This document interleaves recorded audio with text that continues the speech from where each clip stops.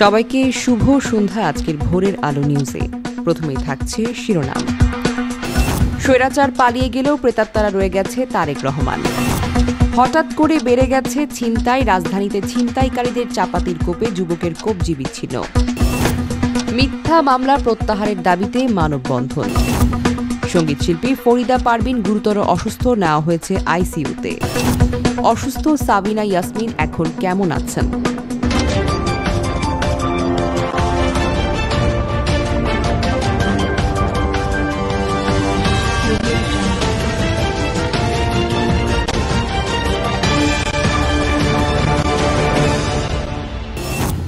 এতক্ষণ শুনছিলেন শিরোনাম, এবারে বিস্তারিত। স্বৈরাচার পালিয়ে গেলেও প্রেতাত্মারা রয়ে গেছে তারেক রহমান। দাবি দেওয়ার নামে দেশে ষড়যন্ত্র চলছে বলে মন্তব্য করেছেন বিএনপির ভারপ্রাপ্ত চেয়ারম্যান তারেক রহমান। তিনি বলেন, স্বৈরাচার পালিয়ে গেলেও স্বৈরাচারের প্রেতাত্মারা রয়ে গেছে। তারা নানান রকমের দাবি দেওয়ার নামে ষড়যন্ত্র অব্যাহত রেখেছে। আজ শনিবার বিকেলে ব্রাহ্মণবাড়িয়ার আশুগঞ্জে আব্বাস উদ্দিন খান সোহাগপুর মডেল কলেজ মাঠে জেলা বিএনপির সম্মেলনে ভার্চুয়ালি যুক্ত হয়ে তিনি এসব কথা বলেন। প্রধান অতিথির বক্তব্যে তারেক রহমান বলেন, স্বৈরাচারের মাথাটা পালিয়ে গেছে, কিন্তু স্বৈরাচারের কিছু কিছু অংশ অবশিষ্ট রয়ে গেছে। যে কোনো সময় তারা ভিন্ন আঙ্গিকে মাথাচাড়া দিয়ে উঠতে পারে। যদি দেশকে রক্ষা করতে হয়, দেশের মানুষকে রক্ষা করতে হয়, তাহলে ঐক্যের কোনো বিকল্প নেই। তিনি আরও বলেন, আমাদের মধ্যে মতপার্থক্য থাকতে পারে। যারা আমরা দেশের জন্য কাজ করতে চাই, দিন শেষে আমরা এক। আমাদের সামনে প্রচুর কাজ দেশকে পূর্ণ গঠনের জন্য। আমরা ৩১ দফা দিয়েছি। আমাদের ভবিষ্যৎ প্রজন্মের শিক্ষার দরকার। স্বাস্থ্যের অধিকার নিশ্চিত করতে হবে। বেকারত্ব দূরীকরণ, কৃষি ও শিল্প খাতে উন্নয়ন ৩১ দফায় অন্তর্ভুক্ত করা হয়েছে। আমরা কৃষককে ন্যায্য মূল্য দিতে চাই। তারেক রহমান বলেন, ভবিষ্যতে সংসদের মেয়াদ কত হবে, সংখ্যা কত হবে, গণতান্ত্রিক রাষ্ট্রে এই বিতর্ক থাকতেই পারে। দিন শেষে আমরা এগুলো জনগণের ওপর ছেড়ে দেব। এই নিয়ে মাত্রাতিরিক্ত বিতর্ক রাষ্ট্র মেরামতের কাজকে বিঘ্নিত করতে পারে। তবে এর একমাত্র উপায় হল জাতীয় নির্বাচন। জনগণের ভোটের মাধ্যমে এর ফয়সালা হবে। রাজধানীতে ছিনতাইকারীদের চাপাতির কোপে যুবকের কবজি বিচ্ছিন্ন।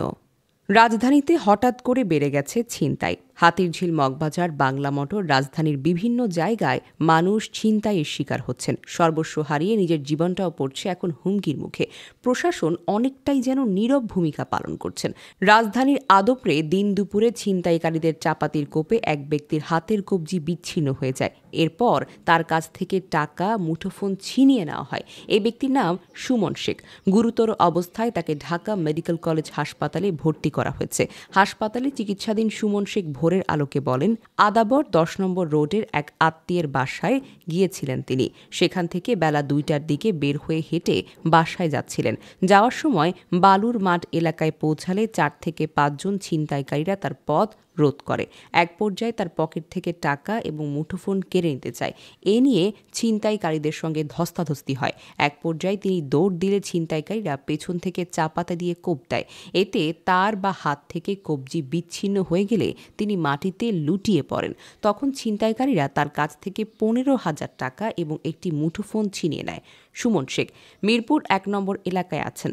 তিনি রাজমিস্ত্রির সহকারী হিসেবে কাজ করেন এবং লিটন মিয়া নামের একজন পথচারী সুমনকে হাসপাতালে নিয়ে যান। তিনি প্রথম আলোকে বলেন, সুমন শেখ রক্তাক্ত অবস্থায় কাতরাচ্ছিলেন। তাকে উদ্ধার করে প্রথমে শহীদ সরওয়ার্দী মেডিকেল কলেজ হাসপাতালে নেওয়া হয়। পরে চিকিৎসকের পরামর্শে তাকে ঢাকা মেডিকেল কলেজ হাসপাতালে ভর্তি করা হয়েছে। মিথ্যা মামলা প্রত্যাহারের দাবিতে মানববন্ধন।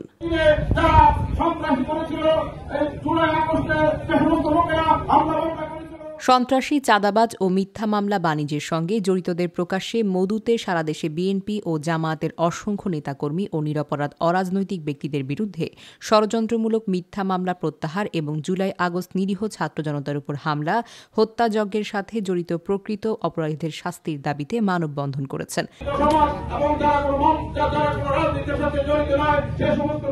শনিবার সকাল ১১টায় গাজীপুর ঝাজর বিশ্বরোড সড়কে গাছা থানার সর্বস্তরের জনগণ ব্যানার হাতে নিয়ে মানববন্ধনের আয়োজন করেন।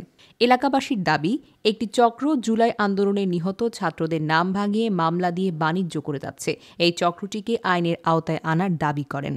ফরিদা পারভিন এখন গুরুতর অসুস্থ, নেওয়া হয়েছে আইসিইউতে। শ্বাসকষ্ট নিয়ে হাসপাতালে ভর্তি হয়েছে লালন সঙ্গীতের বরেণ্য শিল্পী ফরিদা পারভিন। শনিবার ভোরে তাকে হাসপাতালে ভর্তি করানো হয় বলে জানিয়েছেন তার স্বামী যন্ত্রসঙ্গীত শিল্পী গাজী আব্দুল হাকিম। গাজী আব্দুল হাকিম জানালেন, ফরিদা পারভিনকে এখন হাসপাতালের নিবিড় পরিচর্যা কেন্দ্রে রাখা হয়েছে। তার ফুসফুসে পানি জমেছে এবং এছাড়া আরও কয়েকটি জটিলতা রয়েছে। কথা হয়, শিল্পী যে হাসপাতালে চিকিৎসা নিচ্ছেন সেই ইউনিভার্সাল মেডিকেল কলেজের ব্যবস্থাপক পরিচালক অশীষ কুমার চক্রবর্তীর সঙ্গে। শিল্পীর সর্বশেষ অবস্থা প্রসঙ্গে তিনি বলেন, তীব্র শ্বাসকষ্টজনিত সমস্যা নিয়ে তিনি ভোরে ভর্তি হয়েছেন। প্রয়োজনীয় সকল পরীক্ষা নিরীক্ষা শেষে তাকে আইসিইউতে রাখা হয়েছে। তার ফুসফুসটি আক্রান্ত, ডায়াবেটিস, উচ্চ রক্তচাপ এবং থাইরয়েডের সমস্যা সহ বার্ধক্যজনিত কিছু সমস্যা রয়েছে।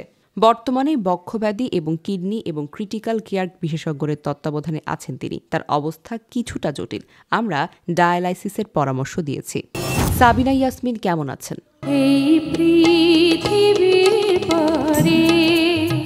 একটি অনুষ্ঠানে গান গাওয়ার সময় গতকাল শুক্রবার রাতে মঞ্চে অসুস্থ হয়ে পড়েন দেশের কিংবদন্তি সঙ্গীতশিল্পী সাবিনা ইয়াসমিন। এরপর দ্রুত বনানীর সেই ৫ তারকা হোটেল থেকে সাবিনা ইয়াসমিনকে নেওয়া হয় গুলশানের একটি হাসপাতালে। এদিন রাত 10:30টায় সঙ্গীতশিল্পী জাহাঙ্গীর সায়েদ জানিয়েছেন সাবিনা ইয়াসমিন সুস্থ আছেন। সাবিনা ইয়াসমিনের মেয়ে সঙ্গীতশিল্পী ইয়াসমিন ফাইরুজ বাঁধন ভোরের আলোকে বলেন, রাতে বাসায় নেওয়ার পর আম্মু আবার অসুস্থ অনুভব করেন। ভোরে তাকে অন্য হাসপাতালে নেওয়া হয়, সেখানে নিয়মিত দেখাশোনা করা হয়। জানা গেছে, সাবিনা ইয়াসমিনকে চিকিৎসকরা এখন পর্যবেক্ষণে রেখেছেন। তাকে আরও কয়েকদিন হাসপাতালে থাকতে হবে। আজ একই মঞ্চে গাওয়ার কথা ছিল সাবিনা ইয়াসমিনের। 18ই ফেব্রুয়ারি চট্টগ্রামের মঞ্চে গাওয়ার কথা রয়েছে বরেণ্য এই শিল্পীর। আমার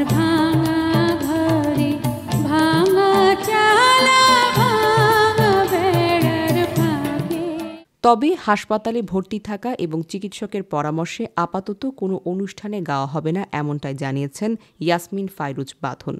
ধন্যবাদ আপনাদের সবাইকে এত সময় ধরে থাকার জন্য। লাইক এবং সাবস্ক্রাইব করে ভোরের আলো নিউজের সাথেই থাকুন।